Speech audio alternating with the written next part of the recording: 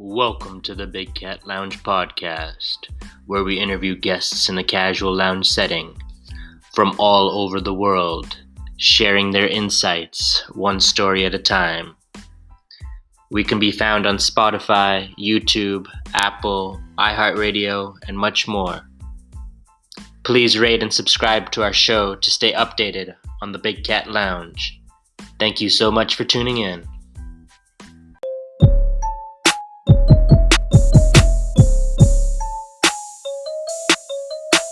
Welcome to the Big Cat Lounge podcast. I'm KZ, and today's guest comes from Northern Virginia, Nova. He's a Hokie alumni who holds his PMP. He's currently working as a branch chief, IT budget, execution, and analysis for the U.S. government. We welcome Abi Jhangir to the Big Cat Lounge podcast. What's going on, everybody? Excited to be here. What's good? So how you doing on this Saturday? How's Saturday treating you? Just trying to hang in there, man. It's one of those things where it's the calm before the storm, they say. You know, our 2 inches of snow that'll cause everybody to go into havoc up in Northern Virginia. But, you know, can't stop the crazies.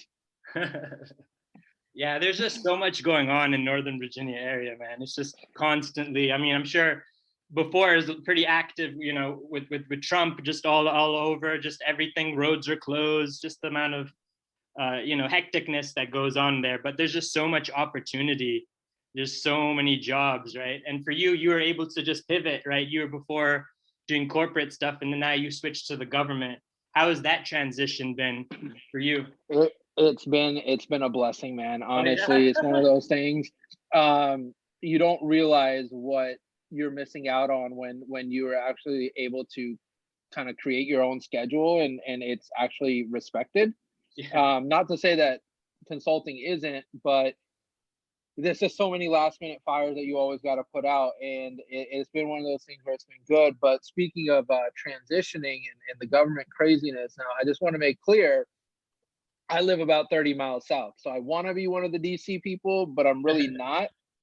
And I grew up in a small town, so when I move up here, everything's just like, okay, I'm not a minority anymore, right? And it kind of makes me jealous because of the fact that, like, hey man, I used to be that token brown guy, and now I'm not. Yeah, not so much. Yeah, you're right. Things keep shifting over time. Yeah, like even for me, like when I grew up in Canada for a little bit, a slight period, I was minority, and then quickly things changed right away, drastically.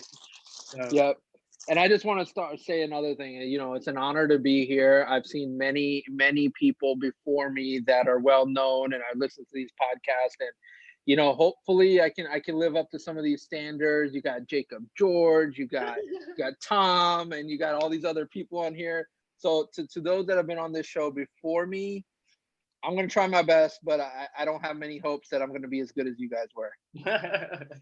No competition at all, though. It's just a discussion, right? Just a discussion. Those can reflect that those that want to, those that don't. You know, it's up to We're gonna end this podcast all in tears and praying. People just be so emotional. So yeah, so as you said, you know, Northern Virginia has been all chaotic, a lot of opportunity. Honestly, the biggest thing is like sometimes it's like, look, like at the end of the day, I was like, look, am I even in the right field? Because I got some work done on my house, and the electrician charged like $1,000, and he was in here for a day. I'm like, man, I am definitely in the wrong business if I can make $1,000 in a day. So you know, to all those out there, yes, the hustle is real, but look into some of these other places of work. You know, trade school and everything like that is actually paying a lot more than even these consultancies are, right? And even some of these normal jobs are, and it's not a bad way to go. And trust me, I've thought about it heavily. Yeah, but I'd break more shit than I'd fix it, right? So you know, whatever, no warranties. Yeah, no, I agree with you. I mean, looking back now, you know, decade plus since we were back at school.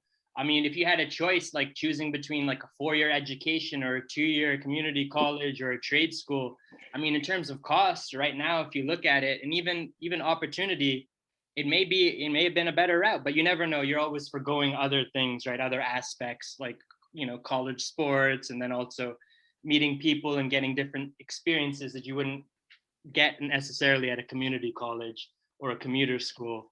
So that's another like trade-off. But like now, right, what's going on with these students now during a pandemic, like they're really beginning to, you know, start questioning like their education and maybe like start looking at things like, well, is it really valuable for me to, you know, do this Zoom call and have this session, or should I have done something else? And, you know, is my tuition really worth, you know, where it's going to right now, right? I mean, it always, you know, one thing the pandemic's made me realize personally, right? And this is just a few things that I'm pointing out. Staying at home, I was saving on gas, right? Living down 30 miles south of DC and driving to Tyson's, you're looking at like $300 a month in gas. You're looking at wear and tear on your car payment. And then obviously I used to eat out every day for lunch, and now I'm cooking at home. So I was able to get my student loans down, pay them off. Yes, it was it tight? Yes, but from a pandemic perspective, like I was saving that money that I would normally spend on tolls or gas. Then, you know, slowly like the car got paid off. And so from that perspective, what one thing that it's made me realize is just you don't need to chase the material stuff. It's like truly what do you want that makes life work for you rather than trying to make other stuff fit into your life. Like, sure, it'll be nice to get something like, you know, a new watch and it's on sale, but now you're trying to force something that's on sale into your life. And truth be told, like, it's made me realize, like, look, you know, it's more than just the material stuff. So, you know, you mentioned right now where it makes you question the 4 year school.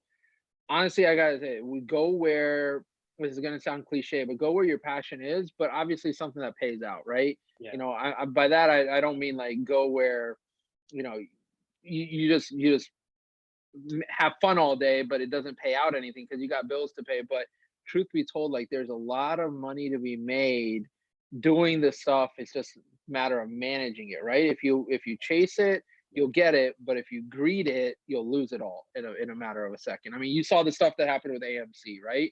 Everybody that didn't know anything jumped into it thinking, hey, I'm gonna make a buck, and a lot of people lost money, right? So it all comes down to what you want to do. I'm not saying school is right or wrong. I'm saying that's the plan that worked for me. I got a lot of good stuff. I met you, Kyle. I met you. Of course. Okay, Yeah, so and you know, crashed on your couch many a times between exams and stuff. So you know, you got all that good stuff going for you, and at the end of the day, you know, wherever the cards fall, like, you know, just go with it and roll with it. But you know, you can't look back and say like, oh man, I missed out on that, because hey, the cards fell somewhere else for you. And if you look at it negatively, then hell, you know, a lot of stuff I would change. But at the end of the day, I'm a stronger person without some of those experiences that could have made me weaker. Yeah. But that's the sentimental part, you know. Enough of that. Yeah.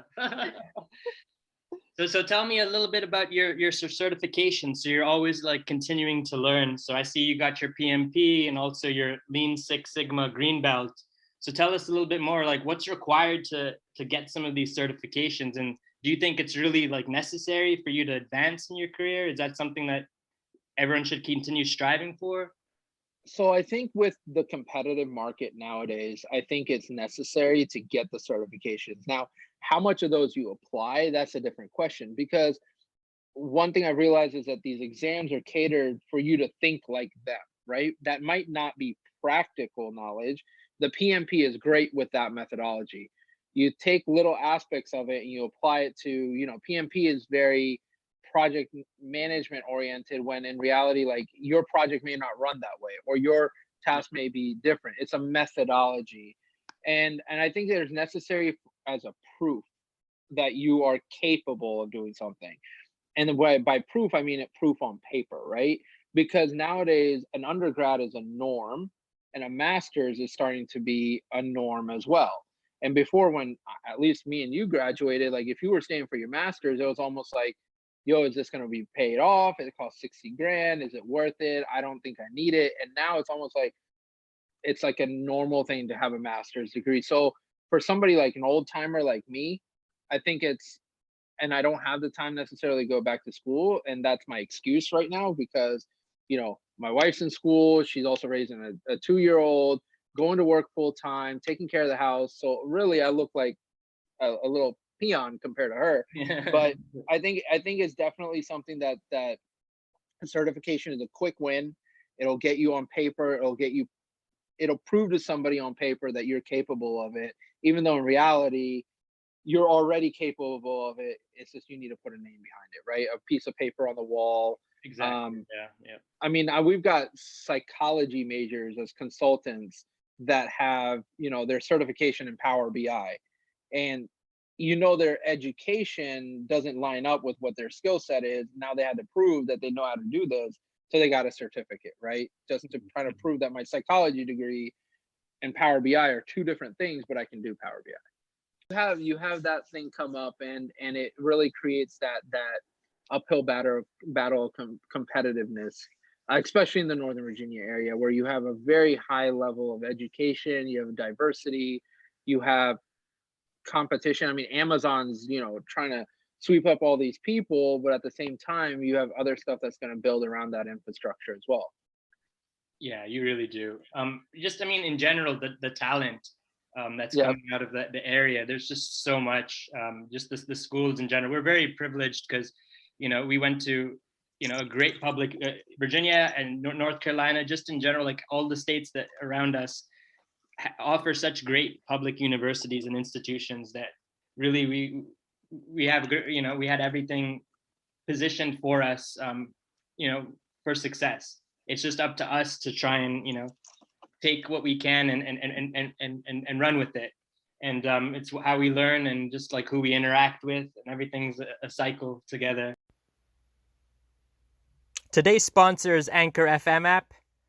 Go download the free Anchor app today to get started.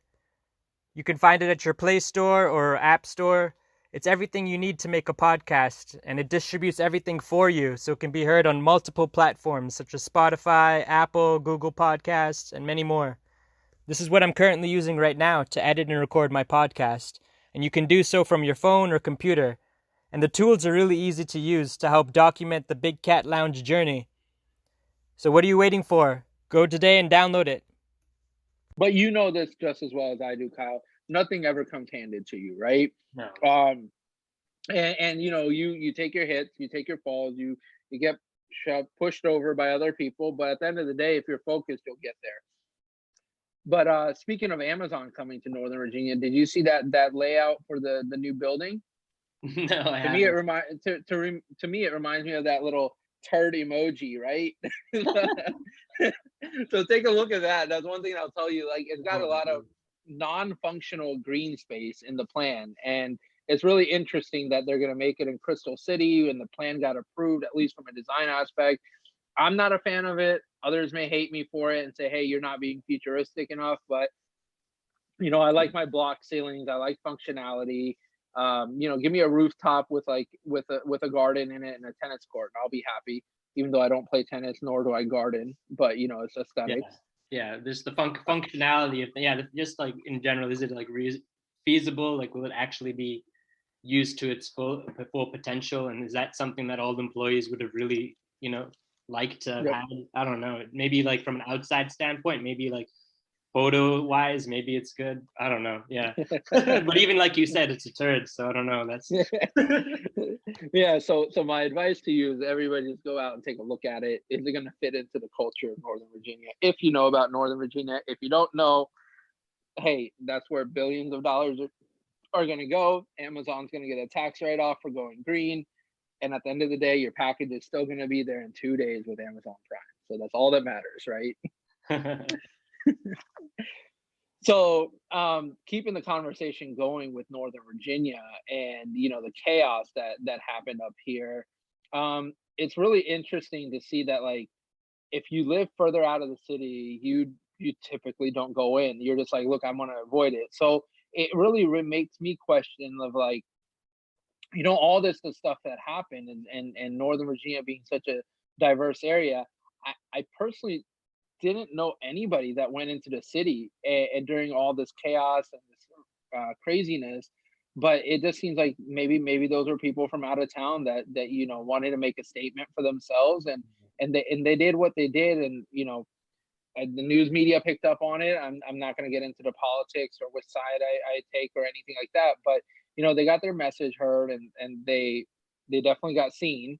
Yeah. But I don't think very many of the locals wanted to have to deal with it. So that, as far as I know, everybody kind of stayed home. I mean, Kyle, you were from this area. You know very well that if it's a big event, you kind of stay away from all that traffic. Yeah, it just doesn't make sense. I mean, yeah, typically before all this craziness, protests were always happening like once or twice a month, and then it just kept escalating and escalating, and then there's always events to begin with, since DC is a large, tremendous amount of people, tourism, you name it. So as it is, navigating is difficult. So just people always go for protests just to try and make a point, try and get their message out. But yeah, I don't know, doesn't always work.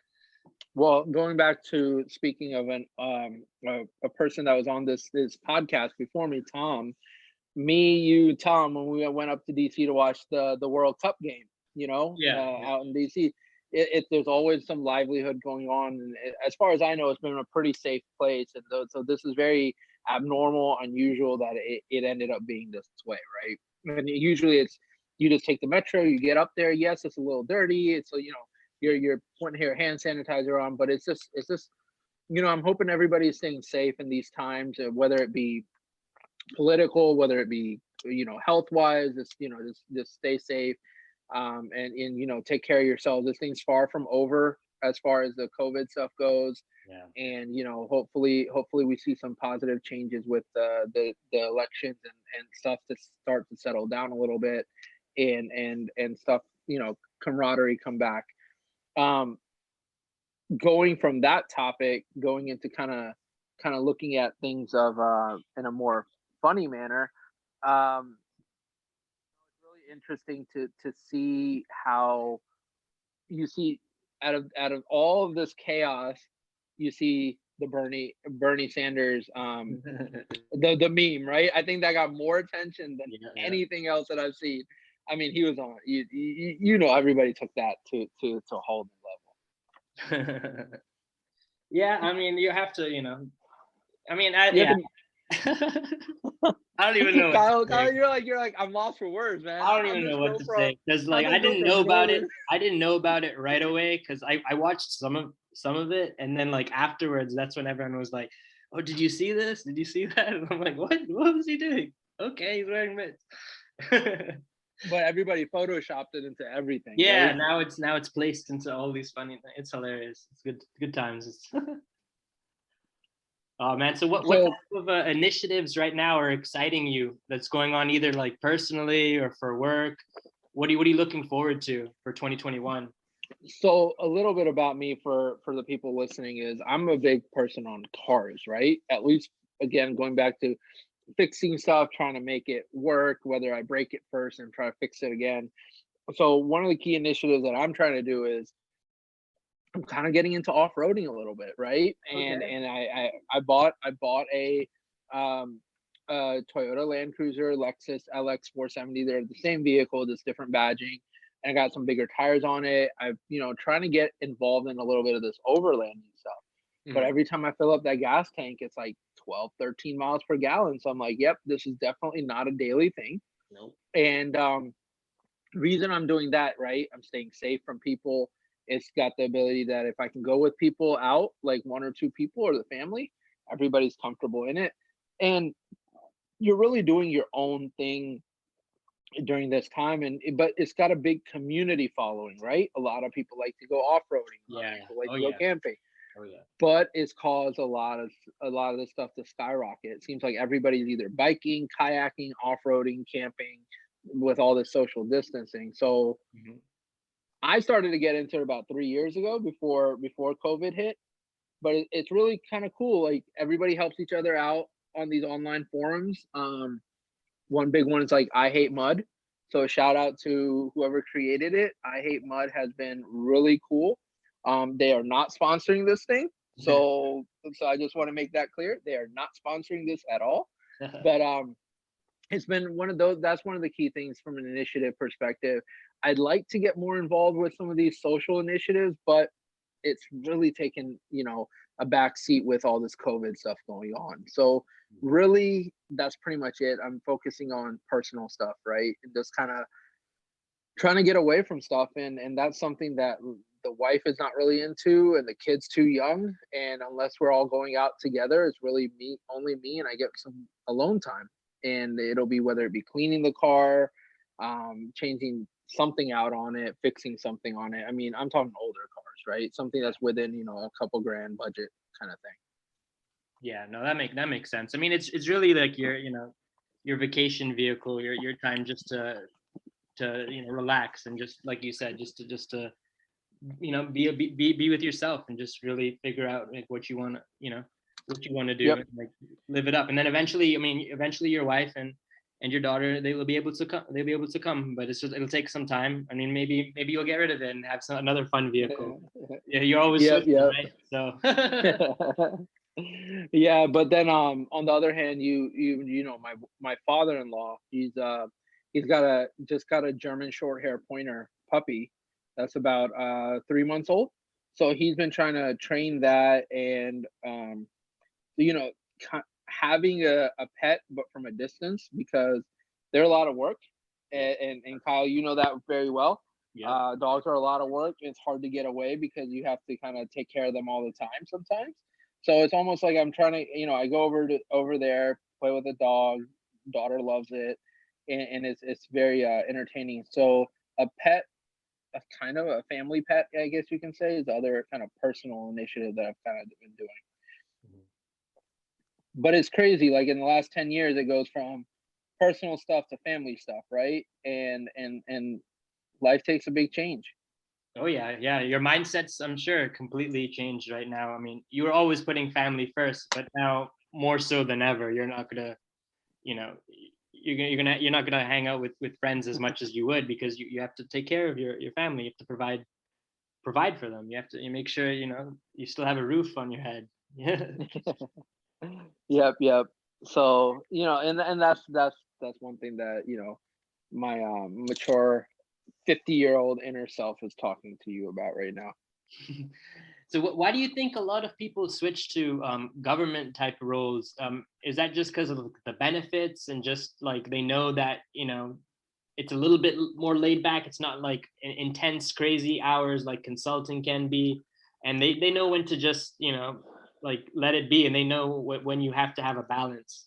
I think between work and just family. What do you think? What's your experience been thus far? I know it's kind of short, but well, that's the stuff that initially on paper that I was drawn to, right? yeah. But then I took a look at it. I was like, look, the benefits are great, all that stuff is good, but as you move up anywhere, you'll get those benefits.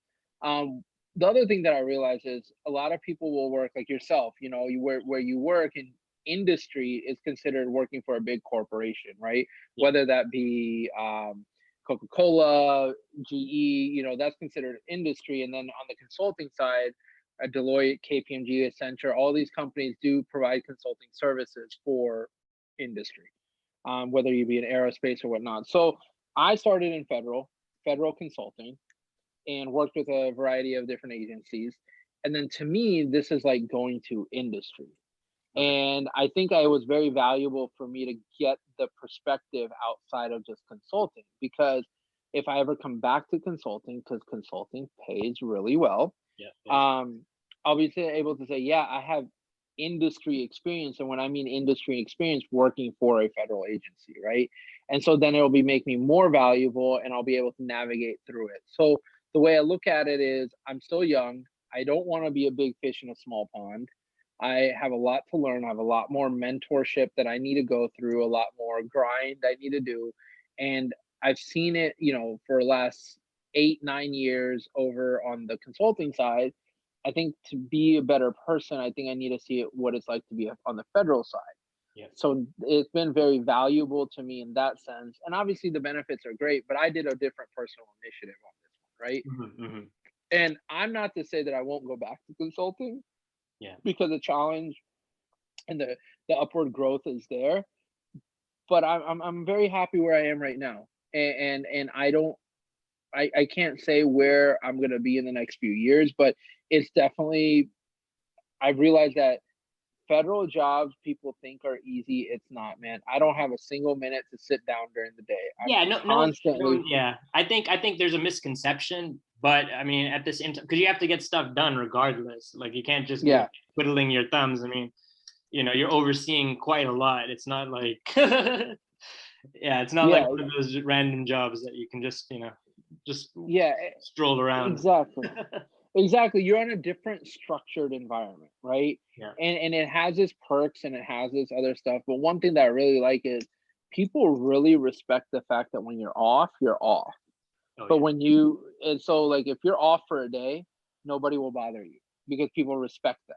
They respect your time. And I think in consulting, it was like, okay, he's off, but we're in a grind or in a bind right now. So can we just give him a call? Right. Yeah. And you kind of have to because you don't really have limited hours. But over here, it's almost like, dude, I will say the rigor in government, my whole team's up at like 6:30, 7 o'clock. They're online. And I'm just like, how do you guys do that? So I'm not a morning person. Yeah. And so this is definitely another positive thing is it's made me a morning person. I used to roll into work around like 9 o'clock. Right. And now I'm just like, I've got meetings starting at 7:30, 8 o'clock in the morning. So it's definitely made me a morning person. I still hate it waking up that early in the morning, but that's just what I'm used to now. So that's my reasoning. And it works for me, right? And it's making it go into the path that I really want to go into. You're budgeting and just like it's very difficult because for me, I mean, I've had many different types of roles, and like one of my roles as a project controller was like managing the budget, right? And there's a lot of requirements that go into the budget, and then you have to manage like level of effort and just like make sure that you're not going to run out of money and make sure the project's profitable. But it's very, very difficult because like sometimes on projects there's just not that much communication. So when you're trying to like deal with the budget, you're going to have to know that it's never going to be finalized. There's always changes. Everything's going on. So for you, like, have you noticed anything in particular in this role? I mean, I know it's early, but how has it been for you just like executing and getting analysis done? So it's, speaking of analysis, right? So it works a little different with the federal government. Obviously, you have your appropriation or your apportionment, which is, it's on there. What is it? You can go online, Google whatever agency you want, look it up, and that's the budget that the president and Congress have all approved for the government to work within their means, right? So if you're approved for, let's just say, I mean, this is very small, but like $1 million, right? You're not allowed to overspend from that. So you have to stay within budget. If you overspend, it becomes a anti-deficiency violation, ADA violation. And you don't want that. You don't want to be deficient. It causes everybody to be in a panic. It goes all the way up to the hill. And so you really have to stay within those constraints. Now, once you have the ceiling, after that it's managing internally, right? How your groups are doing it, how your different teams are doing it, your departments are doing it, and they're very specific. So you'll have like, of the $1 million, you'll have like $500,000 for just salary and admin, and then you may have like 300 for your sustainment portion, and 200 for the remaining 200 for a development portion or something. And I work within OIT, so it's a lot of around their IT systems for the VA. Okay. Yeah. And it really lets it, you're pushed to the ceiling, and you have to make it work. So if something doesn't fall in, it's not going to get approved. Mm-hmm. It's not like you can over push it, because if you over push it, your job's on the line, and that doesn't happen. Nobody does that. Nobody's going to risk it that much. They don't want to have to answer questions on the Hill. So everybody will say, look, we're not approving this task.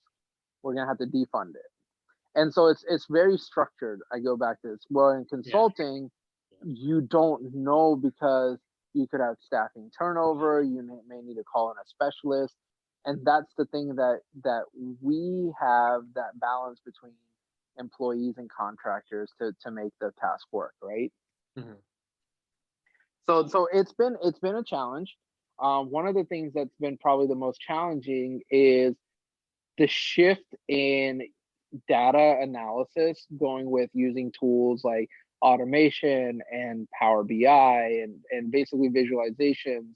And one of the things is like SQL. Yeah. So one advice I have to anybody out there is, look, if you can learn some of these data analysis languages, like anywhere from SAS to SQL to R, for statistics, do it. That is quick win. Yeah. Get the certification, get that methodology out. You will always have a job if you know how to do that, because everything is data, whether it be financial, healthcare. The methodology is the same. You're using data, which is a certain text in and out, and you're trying to find a result, right? Mhm. Mhm. So that's been a challenge for me, because I've grew up with Excel and macros. Just Excel just isn't powerful enough anymore. It's just too slow. Yeah. It'll freeze, and it doesn't merge data in the way that you want it to, easily. I'm not saying that it doesn't have the capability to, but it doesn't let you do real time analysis, Yeah. and in the way that you can pivot it to work quickly with different sets of data. So that's one thing. Another challenge that I'm facing is the difference in culture. So, like I said, you could call somebody up on their day off and they would pick up or go through something. If you had a Friday and you knew there was some business development stuff, guess what? Your weekend's gone, right? Yeah. Yeah. So some things that are comfy in the culture, I'm not used to. I'm like, well, why isn't somebody willing to work that extra hour or a few hours, or why is this person off? And it's not my team I'm talking about. It's your teams that you need supporting you, right? Yeah. You So need information from it. Yeah. my team's great. My team, if I ask them to work a little bit more, or if they'll come back to me and say, hey, look, we're going to have to work a little bit more to get this task done for you. So I have a very strong backbone of my team. And if they ever listen to this, shout out to them, for Yeah. making that introduction and making me feel settled in. But where I'm talking about is the different parties, the different groups that you need to be involved with. People are, they're off, and you have to push it to the next day.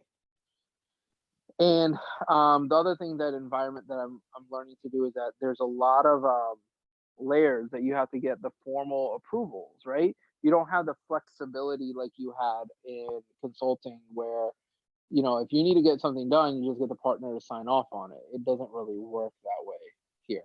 Yeah. Like a quick email approval or quick signature, you're good. But not with the government. No, no, it's got to get approved and documented, and it goes through so many different hands, and rightfully so. It's more structured, Yeah. Yeah. but sometimes you just need to get stuff going. And I one thing I do wish is, I wish that I can learn to navigate the environment in the most efficient way possible, and not just get frustrated with it and give up, right? Yeah. Because there is a lot of that that formalities, as I say it. Yeah, yeah. I mean, it's just right now, I mean, you're working from home, right? So like if you were in the office, I'm sure it'd be a little bit different. You'd have cooler talk and you'd just be able to understand a little bit more about different teams and some of the nuances that you wouldn't get on an IM or on a group call, because a lot of us are just silent participants on those calls. So it's just a different setting. But I think with time you'll be able to get more exposure. It's difficult working from home. I think a lot of people are having a difficult time trying to like understand the hierarchy of things and just like who to reach out to. I think when you're Yeah, in the office it's different. and I say this by saying, it's not just the government, it's industry, right? When you're in consulting, you're very focused on a niche, right? When you're in industry, you got to play that role top to bottom, meaning you got to be able to do the data analysis, you got to manage the budget, you got to do the financial reporting. And if your shop does that, guess what? You're in charge. You do all three of those things. While you may have a consultant in that focuses on data analysis, and a different one that does focus on your reporting. So you have groups that are specialized, and that's what I say is consulting is great. It's very high pressure as well, Yeah. but you're focused, and you have to be focused because that's your specialty. When you're in industry, as I want to say it, you're a jack of all trades because that's what your whole department does. Yeah. So this goes beyond just federal. It goes into any sort of industry. I think the environment is very different, and there's nothing wrong with it. It just takes a little time to get accustomed to, right? You're dealing with a complete different environment, completely different change. You have certain authorities that you're able to do, and not like the flexibilities that you had in consulting. Yeah, I agree with you. Just let you know, there's about 3 minutes left, and then it'll kick us out, but we can rejoin. So just to give you a heads up. Yeah. So you want to try to wrap this up in 3 minutes? No, I mean, it's up to you. We can if you want to, or we can join right back on. Just letting you know. But yeah. Let's do that. Let's join back on. I think let's keep it going for a little bit. Sounds good. And get some other topics that you have. I'm sure you've got a long list of agenda that you wrote down. I have some stuff. Nothing really too much, but yeah. Yeah. So let's go on to the next topic for you. What else you got on your long list? my long list? It's not too long of a list. Don't you worry. Yo, by the way, I want to tell the viewers out there, Kyle's the kind of person that stays old school. He still got his iPod Nano.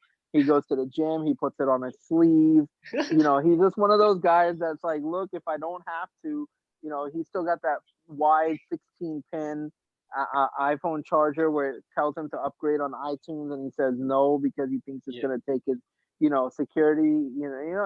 Just Kyle for you. KZ in this game. Forget to install. It's one of those. Your iPod Nano, right?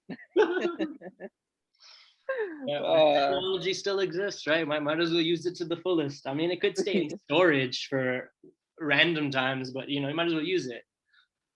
It's got the little click wheel, the old school click wheel. Oh yeah. For all the millennials out there, if you know what it is, Google it. It's jokes.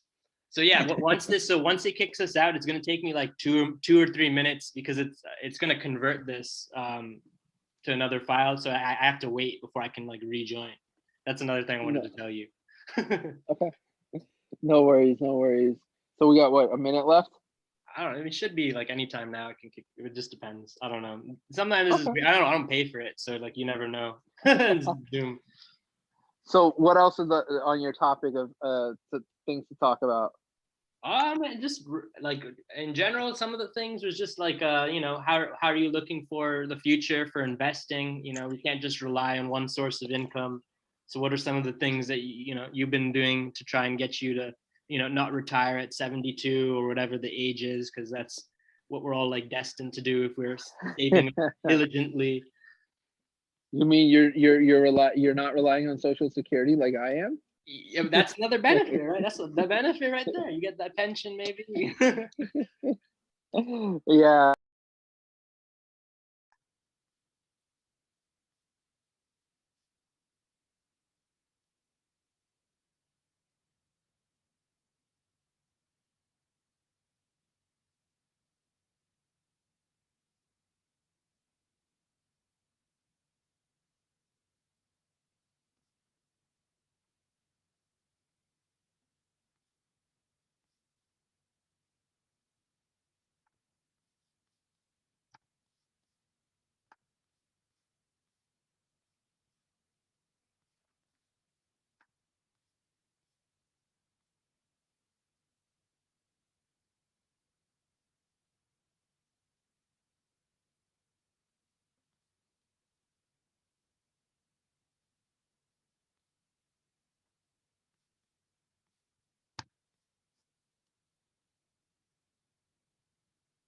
Yo, back.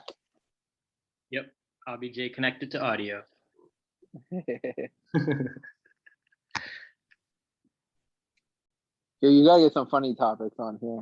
Funny topic? We're getting into the most serious stuff. I mean, whatever you want to talk about, to be honest. That's how it goes. You can come back anytime on the Big Cat Lounge podcast. I give everyone an open invite. That's how it works. I mean, I just record, get content, and then I'll be good to go, right? I mean, that's the biggest hurdle. Most people, struggle with content. They struggle with actually going ahead and doing it. Most podcasts fail because it's too much time, it's too much investment. But it's one of those things, like, this is just a casual discussion with all my friends and everyone I meet. So it's like one of those blessings right there. It's not even work, right? It's one of those things. It's just like we're all reflecting. Yeah. Is it recording right now? Yeah, it started right away.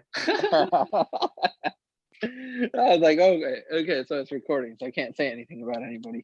Yeah, if you want to, man, I'll have to go and edit it out. No, I'm gonna make it easy for you. No, I don't have any bad things to say about anybody, but you wanted to talk about investing.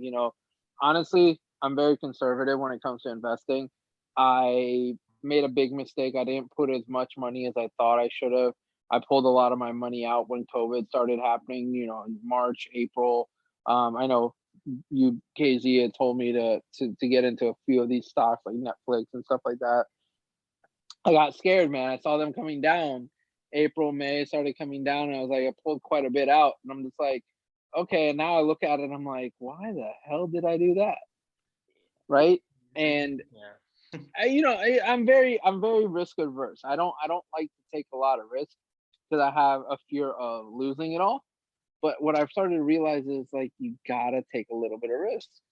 And this is where I ask anybody out there and whoever puts it in the comments for this, like, what are some of the ways that you think that somebody who's always been very doesn't like to take risks let loose a little bit and say, like, look, like, you just gotta understand that you could lose it, but limit yourself, or any other advice, I'll take it.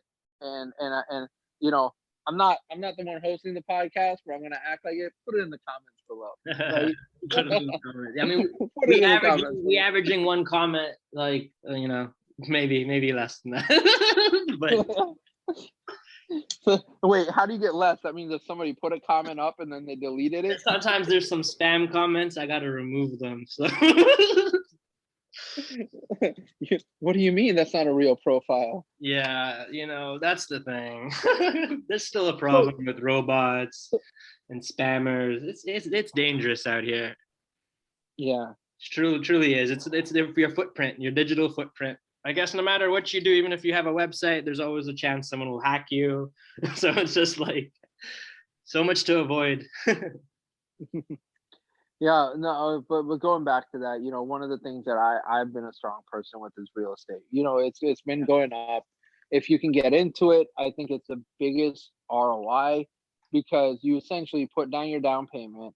If you rent it, look, when I mean real estate, I mean renting it out, right? The way you rent it out, you make the money, and somebody else is paying for the rest of that payment on your house or your whatever condo or townhouse or whatever you have. So you've really got into, well, let's just say a $300,000 property for $30,000, because once you rent it out, somebody else is going to pay for it. If you live in it to stay in it, people forget that even if the value goes up quite a bit, it's a system, right? And the interest in it is what's gonna kill you. So if the house value goes up 100,000 in 5 years, you probably paid $85,000 in interest. Yeah. So reality is that you really only paid your mortgage down like 15 grand or 20 grand or even less, and it just doesn't add up sometimes. So again, it's that banking system. But if you rent it out, I think it's a great investment. It's a safer investment. I do a lot of work on the house myself. I'll learn it. I'll try it. I put tile down.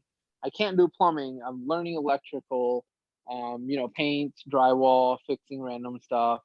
And that's what I think is a safe way to go if you're willing to deal with that. Now, other people that, do stocks and stuff, hey, more power to you, but the volatility of it just scares me, right? And it is going down. I'm not willing to take as much risk with the volatility, especially nowadays. Always have a side hustle, man. Investments, it's really what you like, whether that be, you buying something off of Facebook Marketplace, refurbing it. A lot of people I know are doing this with old school furniture. they'll buy stuff that's been in like, grandma's basement since like the 80s, right?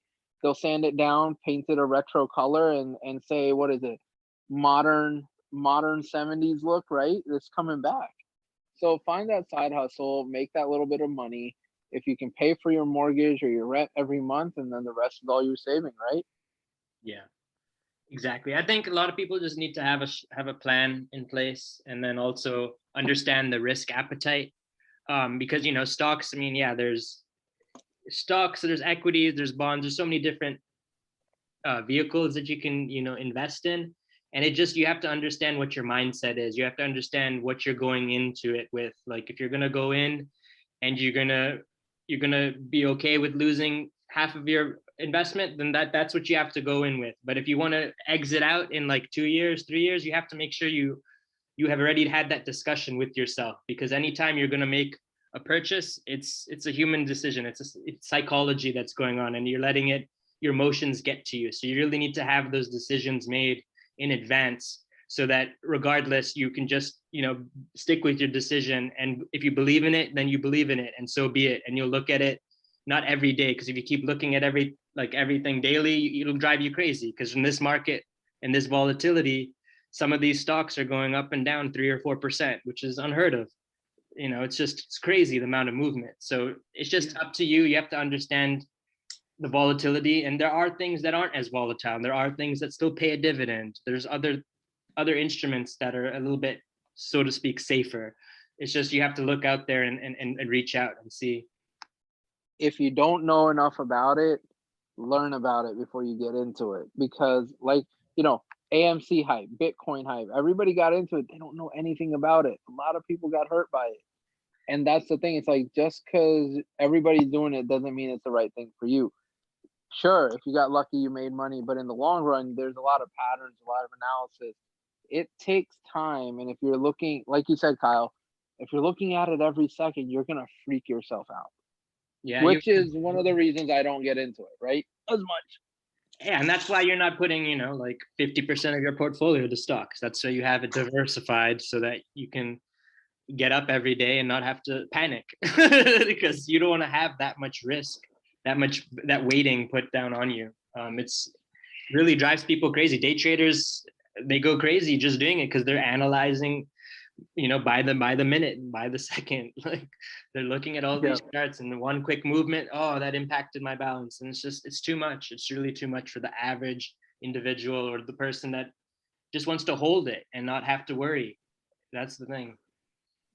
So Kyle, going to that and getting a little bit of interest in this, what do you think is a good side hustle? Because the reason why I think people are attracted to stocks is, hey, you download an app, you give them your bank account, you put some money in it, and you're good to go, right? You're Robinhood or any of these other apps.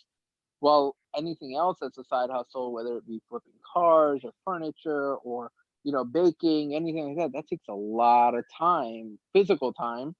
The ease of getting into it, you got your upfront costs, you got to get your pans, you got to get your, clean your car, et cetera, et cetera. What do you think? What have you noticed the trend to be at? And I kind of want to go with that and kind of roll with what I've kind of seen, and maybe we can, there's a common ground of how we're seeing things. Yeah, I mean, I think it's just, trying to maximize your time, right? There's only so much time anyone has in a given day. And so you just have to try and maximize it to the fullest. And you can't ever rely on one source, because at any given time, that source could go away. Just like if you're an influencer, for instance, if you're an influencer on Instagram, you can't just be an influencer on Instagram, because Instagram could take you away at any given time, because they just can do it, because there's any restriction, any policy, or just, you never know. So you can never rely on one thing. So I would say just, you'd have to look and see. There's so many different things you can do. Like you were mentioning earlier, I mean, you could go on Craigslist, you can get a free item. And then after you get a free item, you can sell it on Facebook Marketplace. Many different methods. There's so many different apps that are out there that compete with one another. So once you know what an average is, then you can see if it's even worth your time. And now when everyone's staying at home, this is the time that you have that you can use. You can maximize it to the fullest. I mean, I would say just spending time reading books and consuming information and then figuring out how you can put a system in place would be one thing I really recommend, is just learning how much your time is going away, and really just like analyzing what you're doing on a daily basis, understanding what you do in 24 hours. If you can do that, then you can really pivot yourself and really focus your energy on what you want to do, because your time is limited and nothing is guaranteed. Eat, sleep, and Netflix, duh. Eat, sleep, and Netflix, and then you lose your job. Then how are you gonna pay your Netflix? Well, I guess it's debt, but then that's what most people are on, right? No one has any emergency savings nowadays. They say like 60% of Americans don't have even that. They don't have bare minimum. So we're living paycheck to paycheck. So you gotta have to change your mindset. Otherwise, swoop, you're done with one quick change. So speaking of that, so then that leads me to the next good transition into the next thing is living paycheck to paycheck. Do you think we're living beyond our means? Because I certainly think so. I think that it's in certain areas. Now I have to. Now, I'm not saying this is a blanket statement. I do think as a society, I think we are influenced to live a certain way, and the same hardships that our parents had to go through, we're going through something different, right? And I know it can become difficult and at times are tough, but living paycheck to paycheck, I don't think we live in the mindset of, hey, I need to have money saved. I think we live into mindset, I can charge it on my card and I'll pay for it later, kind of thing. Yep. That's unfortunate, but that's what credit cards do to you. It's just yeah, I'm just gonna swipe and It's I'll a pay you corrupt later. system. Yeah. It's a very corrupt system, and once sometimes you get too bogged down in it that it's so difficult to get out of. Yeah, and a lot of it lies with financial education, right, and financial literacy, and that's something that I really wish we'd focus more attention on in our schooling system, because even it's not emphasized enough. I don't think enough people know where their money is going, or just even how to do a budget. Because if you can do a simple budget, then you'll understand why you're negative every month, or you'll understand the story. And then if you can look and see like what exactly what's going on and start analyzing. And it take too much time or effort. There's a lot of free templates and tools out there and resources, but the time is now really to take action and change if you're noticing that you're in a poor situation like that, and making negative cash flow or whatever it is. Now there are many times where it is difficult to get out of, because you do have certain circumstances in life, or you thought you could do it and life just doesn't play out the way that you had envisioned it. And to those out there that are listening, one of the key things is, I'm not saying this about anybody in particular, I'm saying as a blanket statement, right? We're getting trillions of dollars in debt in society, and where our structures are all maxed out, and there's such a big overload of situations, student loans, right? I think it's ridiculous that you come up with a lot of student loans, and then on top of that, the institutions also get government funding. So you're not only are you paying for it one way, but then on the other hand, they're also getting the funding to make these facilities grand, right? So at the end of the day, it becomes like, where's the balance between, return on investment? And it goes back to our first conversation we had in this thing. Like, it makes you think, like, going to school, was it the right thing? I say it is, but some people are like, look, I want to go to a trade school and I want to do something else. A plumber or a welder or somebody that is able to do a certain skill set. We're losing that talent as well. So it comes into this thing is like, not only is it financial management, but it comes down to personal ambition, financial management, well-being. Being street smart is more valuable than being book smart at times. And you being well balanced is the other thing that I think we're having to face, and it's tough to find it. It's really tough to find it, and where you need to go. Because sometimes it's just like, it's unclear. Yeah, it really is. No one really has a defined path, right? No one has as the keys and everything's given to them. You have to go through all these experiences and all these adversities to understand. You have to have mistakes. You have to fail in order so you can succeed. It's not necessarily failing. It's learning from someone else maybe that went off the path, or learning just something that was a setback. And then if you can quickly learn from that setback, then now you can reflect and understand what you need to do to fine tune and change little detail here and there to you know to be pivot right back in and to be successful. So yeah, it's Yeah. just Hey, all of us, we need to just continue. What do hey, you now you're figuring out that why I always made you go take the test first in college, right? So I could, so when you failed, I could figure out what you did wrong and not yeah. do it. Yeah, man. I mean, it's those tests, man. What do you think was the most crucial class for you? I mean, it doesn't need to be like learning or anything. What is one class that really stood out to you that you look back today? It could be high school, it can be college, whatever. Which class? I I honestly think it was one of my more difficult classes, probably management concepts and skills.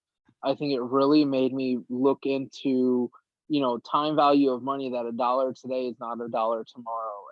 And using that skill is one of my most difficult classes that I took in college. Um, Yeah. because of the intensity of it and the teachers that were teaching it. They did a fantastic job, but man, did they have a lot of material to cover. I really do think that class taught me how to look at things from an investment perspective, and look at things from a financial perspective, right? Accounting was great. And for those of you that don't know, I did a finance undergrad with accounting. So that's why a lot of these classes are going to be focused around that business management aspect. But that concepts and skills class definitely taught me a lot, and how to approach a situation analytically, and look at how it goes from there. So Mhm. that's where I felt it was. And then the other class that stuck with me was intro to finance, just because Yeah. of Yeah. Dr. Pepper. Dr. Pepper all the way, man. Yep, Dr. Pepper. And he was always preaching Disney. And, we probably should have listened and got in then too. But, it's what it is now. Now we reflect back. Yeah, I mean, during our time in college, I think we saw, and this is gonna bring our age out, but I think we saw a lot of these big companies become superstars. Facebook went public right after we graduated. Netflix was a big thing that started to come up when their stocks got initiated. You also saw, Amazon started to skyrocket, and it was when Amazon used to give free Prime memberships to students, and just to get the word out there. I mean, we're talking mid early 2000s, right? So you're seeing a lot of those things that the companies now, 10, 15 years later, are the beast of companies. And you see companies like GE that have kind of taken a little bit of a toll down, because of all these other companies have come up a lot. um when we were there, the big companies were like Cisco and GE and obviously Microsoft and things of that nature. But now it's been a shift. It's definitely been a shift. And I think, as when you say plan ahead and you say, budget and all that stuff, it makes you think concepts and skills is, you're not thinking about today. You should be thinking about tomorrow, and where you need to go. Because look, look at Macy's, look at Kmart, look at all these other places, Radio Shack. They were the beast at one point, and now they're gone, right? And if you can't figure it out, you got to be thinking about the next best thing. And I think that's the way to look at investing, or anything in particular, is like, not, don't look at it what today is, because today is old news. Look at it what tomorrow is going to bring. Yep. Yeah, I definitely Hey, agree with you. And it's never too late to invest, even though, you may think, oh, I missed out. But the thing is, you're looking at long-term growth and you're looking at the future. And if that's your mindset, then you'll be good. Because historically speaking, the stock market, gets you like 10% is what they say, like historically. That's what it gets you. Even if you may have a couple bad years, but if you're holding long term, then you'll get more money than you would, something else. Maybe real estate is giving you more and yielding you more, but you just have to look at it and make sure you understand what you're doing when you're going into a certain situation, when you're going to buy or sell something. So enough about investing. So I got to talk to you about something, right? You living down, where is it, South Carolina now? Yeah, good. South Carolina. So and talk to me about the food culture down there. That's one thing that I want to compare to, because I don't know. Food culture, because I one thing that I've recently, you remember, you picked up on what have you been focusing on, things of that with COVID going on. One, I said the cars, but the next thing I'm trying to get into is like smoking meat, right? Brisket, chicken, whatever you can. So I for my last birthday, the wife and fam got me a smoker. So when I talk about food culture, I'm talking about barbecue, right? I want to hear of how good the barbecue is down there where you're at.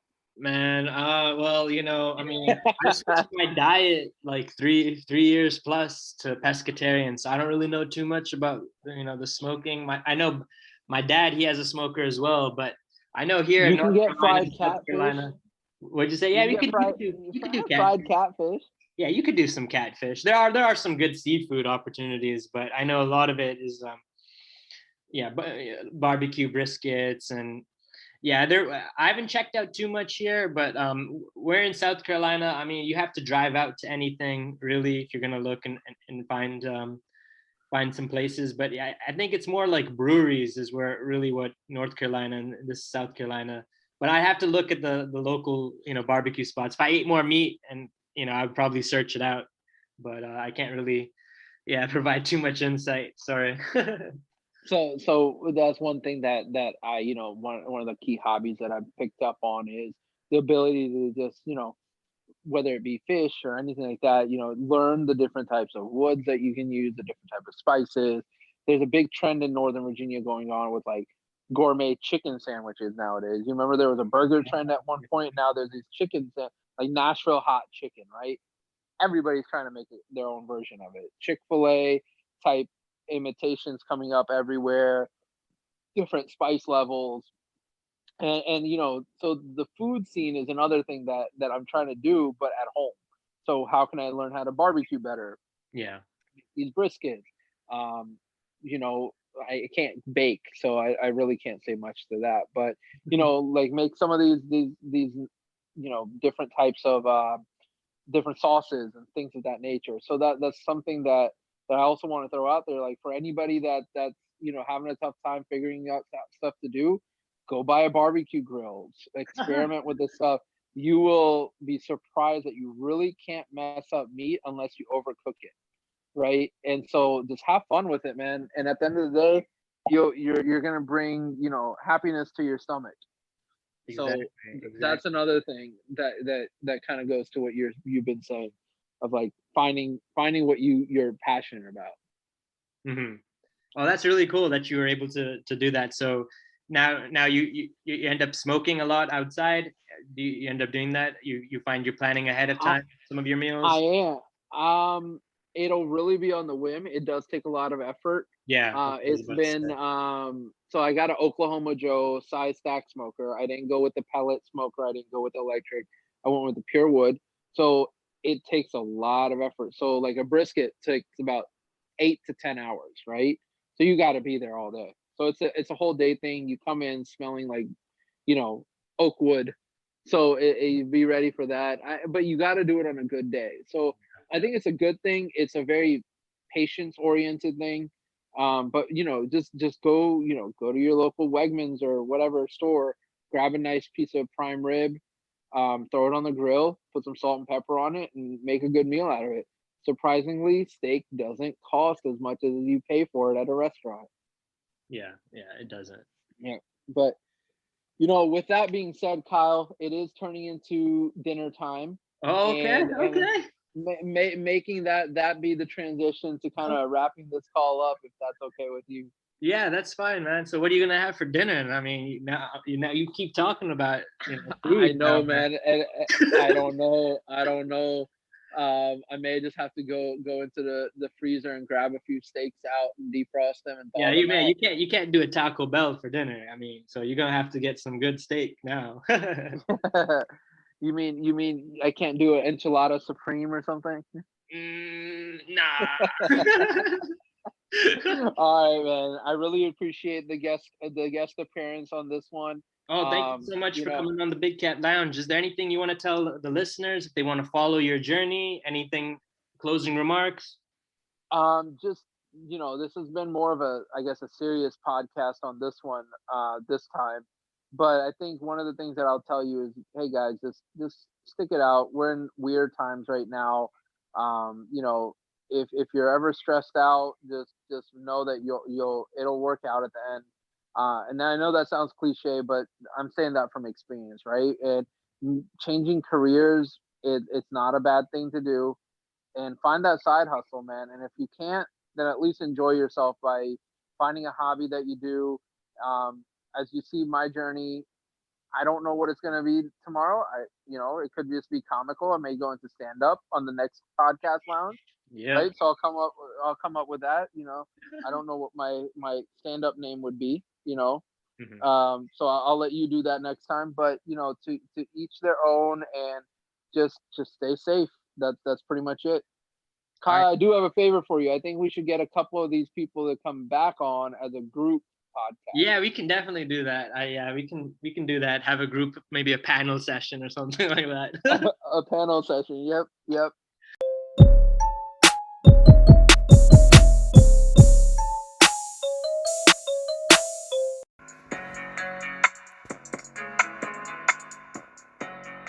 We are accepting applications if you think you have what it takes to be a big cat and be a guest on the show. Email us at bigcatlounge@gmail.com.